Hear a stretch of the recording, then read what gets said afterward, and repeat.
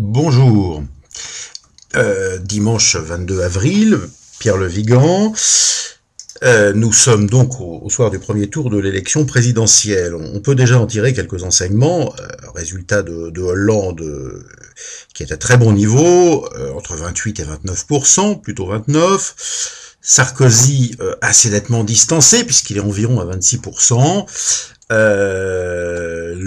La compétition entre Marine Le Pen et Jean-Luc Mélenchon est tranchée d'une manière assez proche de ce qu'avait prévu Marine Le Pen quand elle avait dit qu'il était assez probable qu'elle ferait à peu près 2 fois plus de voix que Mélenchon. Alors c'est pas tout à fait 2 fois plus, hein, mais c'est un score à haut niveau et nettement supérieur à celui de Mélenchon, puisque Marine Le Pen est entre 19 et 20%, Mélenchon est à environ 11%, et donc loin derrière. Alors François Bayrou est à 8% et quelque chose.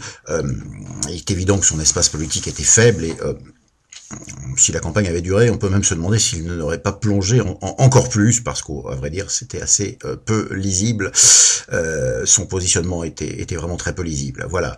Alors, bien entendu, ça met François Hollande en très bonne position pour le second tour, avec les réserves de voix des électeurs de Jean-Luc Mélenchon. L'échec est profond pour Nicolas Sarkozy. Il évite évidemment l'humiliation et l'effondrement qui aurait été sa position s'il avait été dépassé par Marine Le Pen. Elle est quand même assez loin derrière, environ 6 points derrière. Néanmoins, la réalité de la menace apparaît. C'était pas joué d'avance, cette non-présence de Marine Le Pen au second tour. Au fond, c'était pas si éloigné que cela du registre du possible.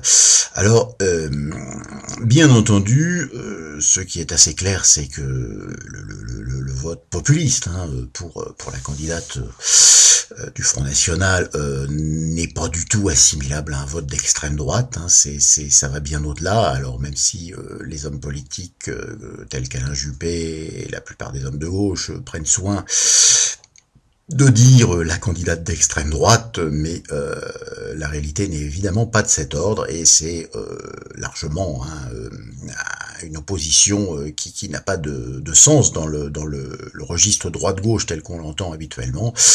C'est-à-dire qu'il y a au fond fondamentalement quelqu'un qui est partisan de la souveraineté de la France et la souveraineté du peuple, et d'un autre côté des hommes politiques qui sont quand même tous dans un registre essentiellement mondialiste. Et il est bien évident que c'est d'ailleurs aussi parce que Hollande a affiché, même s'il est assez peu crédible, la volonté de négocier de nouvelles marges de manœuvre par rapport à la finance et par rapport à l'Europe, qui est elle-même largement assujettie à la finance. C'est aussi pour cela qu'il a pu porter un certain nombre d'espoirs et arriver à ce résultat qui est effectivement très honorable, d'environ 29%, et surtout, chose importante symboliquement, à devancer Nicolas Sarkozy.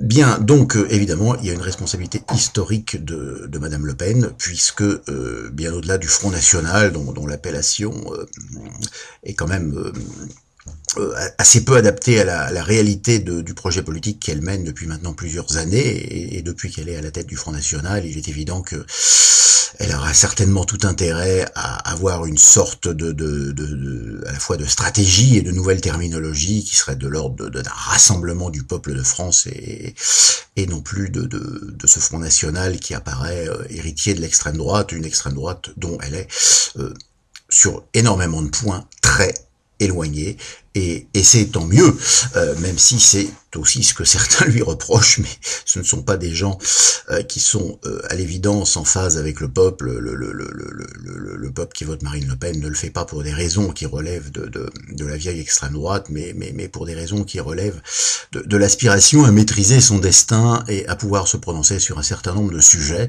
Donc il faut espérer effectivement que le thème de la République référendaire ne sera pas seulement pour le Front National un thème électoral, mais réellement un élément fondamental de son dialogue avec le peuple, de sa proposition démocratique face au peuple de France. Voilà. À bientôt, c'était donc Pierre Le Vigan, dimanche 22 avril 2012.